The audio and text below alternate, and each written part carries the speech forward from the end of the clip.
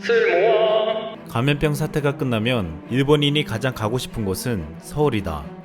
지난 15일 부킹닷컴 일본이 바이러스 사태가 진정되면 가고 싶은 해외 여행지를 분석한 결과 서울이 가장 많은 것으로 나타났습니다.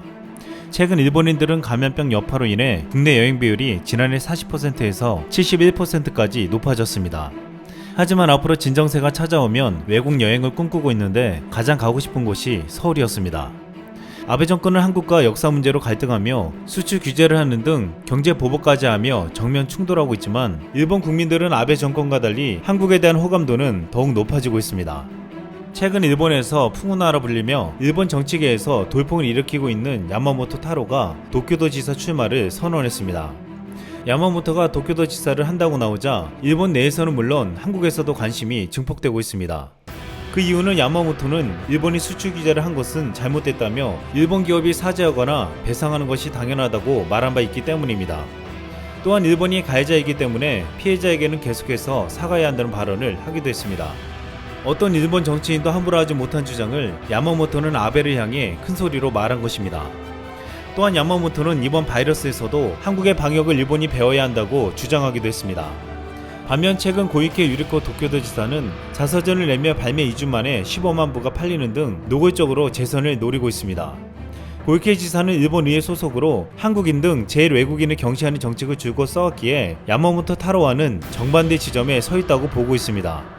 또한 야마모토는 15일 기자회견에서 출마 선언과 함께 파격적인 공약을 제시했습니다.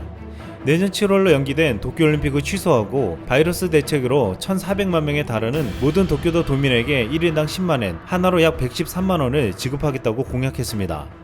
비록 아직 일본 내에서 정치적 입지는 작지만 야마모토 타로의 목소리는 지금 일본 내의 분위기를 반영해주고 있습니다. 아베 정권은 한국과 등지며 혐한을 일으키는 정책에 더욱 불을 붙이려고 하고 있지만 일본의 젊은 층을 비롯한 많은 국민들은 한국과 더욱 가까워지고 있습니다. 지난 14일에는 국내 한 에세이가 일본의 채국가로 수출되었다는 소식이 전해졌습니다. 국내에서만 100만 부가 넘게 팔린 나는 나로 살기로 했다의 김소연 작가 새 에세이가 한국 출판물 사상 채국가로 일본에 수출된 것입니다. 선 인세만 2억 원으로 기존 채국가 기록의 10배가 넘었습니다. 이 에세이는 일본 메이저급 출판사 20곳 이상에서 오퍼가 들어올 정도로 일본에서 엄청난 기대를 불러 모았습니다. 김수현 작가의 전작 나는 나로 살기로 했다가 일본에서 24만 부가 넘게 팔리며 그 상품성을 입증했고, 더 중요한 것은 방탄소년단 멤버 정국이 이 책을 읽었다는 소식이 알려진 것입니다.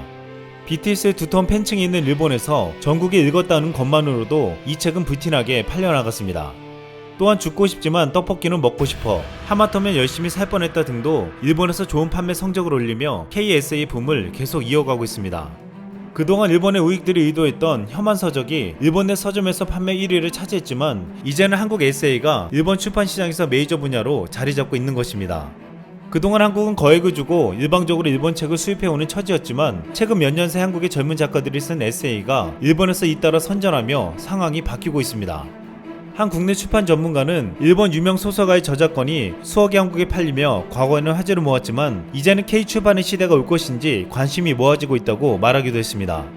출판 대국 일본 시장에서 나날이 경쟁력을 키워가는 우리 에세이가 출판 한류의 견인차가 될 것이란 기대감이 어느 때보다 커지고 있습니다. 게다가 최근 한국 에세이는 일본뿐만 아니라 중국, 대만, 태국, 인도네시아 등 아시아 전역에서 인기를 끄며 차세대 한류로 부각되고 있습니다. 또한 최근 한일 갈등은 더욱 고조되고 있지만 일본 내에서 한류 열풍이 심상치 않다는 보도가 이어지고 있습니다.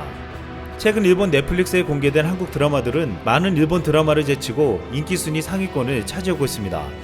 국내에서 4개월 전 종영된 TVN 드라마 사랑의 불시착은 제2의 겨울 연가라는 말을 들을 정도로 사랑받고 있습니다. 사랑의 불시착은 감염병 사태로 인해 집에 있는 일본인들이 늘면서 지난 2월 넷플릭스 오픈 당시 오늘의 종합 탑10에서 10주간 1위를 기록했고 최근 3주간 다시 왕자를 차지했습니다. 일본 연예주간지 프라이데이는 온라인판의 바이러스 사태로 집에서 보낸 2개월 동안 넷플릭스의 한국 드라마에 빠져 아직 헤어나오지 못한 사람이 끊이지 않는다고 보도하기도 했습니다. 작가 기타하라 미노리는 8일 아사히신문 자매진 아에라의 사랑의 불시착이 일본에서 인기를 끌고 있는 이유를 이렇게 말했습니다. 남성이 요래하는 모습을 일본에선 볼 수 없는데 이 드라마에서는 남녀가 대등하게 나오는 모습이 멋있고 여성끼리의 우정이 다뤄진 점이 신선하다고 했습니다. 또한 북한이 배경인 점도 관심의 이유로 꼽았습니다. 일본 내 한류 드라마 붐의 원조는 2002년 방송된 드라마 겨울 연가로 이 작품은 주로 40, 50대 주부 팬들이 주류였습니다.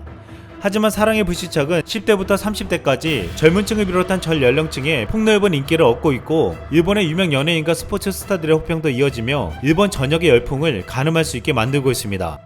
일본 인기 배우 사사키 노조미는 동료 배우 오마사 아야와의 인스타 라이브에서 사랑의 불시착을 봤다고 얘기해서 화제가 되었고, 올림픽에서 3차례 금메달을 걸었던 레슬링 선수 요시다 사오리는 트위터를 통해 여러분에게 추천받은 사랑의 불시착을 다 봤다며 정말 최고였다, 펑펑 울었다고 감동을 전하기도 했습니다.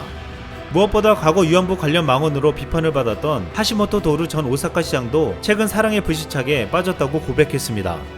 그는 평소 드라마를 안 봐서 2, 3회만 보고 그만둘까 했는데 16회까지 한 번에 다 봤다고 말했습니다. 그는 이 드라마를 보고 거북하게 느껴졌던 북한의 병사들이 괜찮은 사람들이라고 생각하게 만들어 버렸다고 말하기도 했습니다. 지금 이런 일본의 극우 정치인도 한국 드라마에 빠졌다는 것은 시사하는 바가 크다고 보고 있습니다. 또한 넷플릭스에서는 사랑의 불시착뿐만 아니라 박서준 주연의 이태원 클라스도 쌍끌이 흥행을 이어가고 있습니다. 일본의 유명 개그 콤비 진오리 멤버 노부는 자신의 인스타그램에 직접 그린 배우 김다미와 박서준의 그림을 올리면서 팬심이 듬뿍 담긴 글도 덧붙여 화제가 되었습니다.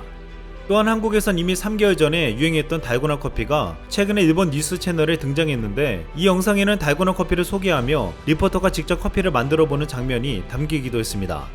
지난 20일 니혼게이자 신문 계열 매체 니케이 트렌드는 감염병 사태로 인해 달라진 젊은층 소비 문화 현상을 소개했습니다. 그 중에는 직카페가 있는데 직카페 인기 품목으로는 달고나 커피가 첫 번째로 꼽혔습니다. 최근 트와이스, BTS 등 일본에서도 인기 있는 한국 아이돌들이 이를 만들어 SNS에 올리자 일본 젊은층도 동참하고 있으며 일본에서는 뒤늦게 열풍이 불고 있습니다. 인스타그램에는 해시태그 달고나 커피가 붙인 게시물이 15만 개 가량이 되고 있습니다. 일본의 전문가들은 왜 지금 일본 젊은층이 드라마와 소설 등 한국의 콘텐츠에 주목하는지를 분석했습니다. 아사히신문은 한국의 새로운 가치관과 사회성을 지목했습니다. 여기서 입소문을 듣고 사랑의 불시착을 봤다는 20대 일본인 남성은 한국 아이돌은 사회 문제의 목소리를 잘 낸다, 드라마도 전반적으로 가치관이 선진적이라고 말했습니다. 한국에 관한 책을 펴기도 했던 마이니치 신문 논설위원 사다 가츠미는 지금의 일본 젊은이들은 2010년 이후 한국을 본다면서 이들에게 한국은 화려하고 생기가 넘치는 이미지라고 분석했습니다. 반면 한국과 달리 최근 일본이 만드는 콘텐츠는 약하다고 꼬집었습니다. 한국은 최근 수년간 지상파 TV 유세가 줄어들고 콘텐츠가 다양해졌는데, 변화가 더딘 일본은 여전히 지상파 TV를 중심으로 콘텐츠가 만들어지면서 경쟁력이 떨어진다는 것입니다. 게다가 이런 상황에서 넷플릭스 등 새로운 영상 서비스를 통해 일본인들이 한국 영화와 드라마를 접할 수 있는 통로는 넓어졌습니다. 한때 일본 대중문화가 한국에 들어오면 한국이 다시 문화적 속국이 될 것이라고 했지만 지금 돌아가는 형세는 정반대가 되고 있습니다. 한국은 그동안 정치와 경제, 문화 면에서 계속 발전하고 있는 반면에 아직도 과거의 영광에 빠져있는 일본은 정체되며 점점 뒤떨어지고 있습니다. 또한 과거의 역사를 부정하고 있는 일본에게 한국은 보란듯이 실력으로 보여주고 있습니다. 최근 일본 아베 정권은 강제징용을 외국 전시해서 우리 외교부의 항의를 받았지만 자신들은 약속을 지켰다고 적반하장으로 나왔습니다. 우리 정부는 일본 아베 정권에 맞서 싸우고 있지만 아베 정권이 시급히 상대해야 하는 것은 일본 국민들입니다. 최근 아베 내각 지지율이 급락하면서 일본 내에서 나오는 두 가지 말이 있습니다. 지도력 부재와 너무 느리다라는 말이었습니다. 아베는 마스크를 만들어 2달 만에 거의 다 배포했다고 했는데 이마저도 못 받았다는 네티즌들이 많았습니다.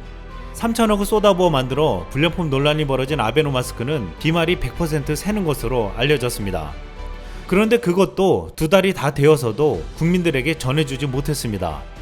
일각에서는 지금 이 아베노 마스크가 지도력이 부재하고 너무나도 느린 아베 정권의 모습을 그대로 보여주고 있다고 평가하고 있습니다. 전세계 전문가들은 지금 한국과 일본을 디지털과 아날로그로 극명하게 대비해서 표현하고 있습니다. 하이테크를 자부하는 일본에서는 아직도 현금과 열쇠, 도장을 쓰며 선거에서도 투표용지에 후보 이름을 자필로 쓰고 있습니다. 이런 일본을 두고 아날로그 원어민이 주도하는 사회라는 말이 나오고 있습니다. 이번 바이러스 사태에서 일본 니케이 신문은 아날로그 일본은 한국을 절대 이길 수 없다고 보도하기도 했습니다. 한국은 인공지능을 활용하는데 일본은 정보 공개가 늦어 제대로 대처를 하지 못했다고 했습니다. 일본은 마스크를 주는데도 2달이 넘게 걸리더니 재난지원금도 2달이 걸릴 것으로 보이고 있습니다. 일본은 이런 시스템을 가지고 있음에도 감염병 위기 속에서 앞선 한국의 방역을 배우겠다는 말보다는 한국을 깎아내리고 무시하는 태도로 일관했습니다. 지금 일본은 과거 영광이 안주하고 있으면서도 과거 역사는 부정하고 있습니다. 또한 아베 내각은 절대로 한국을 인정할 수 없다고 하며 일본 국민들에게는 혐한을 조장하며 아직도 일본이 최고라고 말하고 있지만 이미 일본인들은 K-드라마, K-팝, K-소설 등을 통해서 더 앞서 나간 한국의 모습을 경험하고 동경하고 있습니다. 트위터에서 한국 드라마를 본 한 일본 네티즌은 이런 글을 남겼습니다. 이태원 클라스, 슬기로운 의사생활은 최고를 넘어서 눈물까지 난다. 오랜만에 젊어진 느낌이다. 일본이 과거에 머물러 있는 사이 한국은 더 앞선 미래를 향해 빠르게 나아가고 있습니다. 이상 쓸멍이었습니다.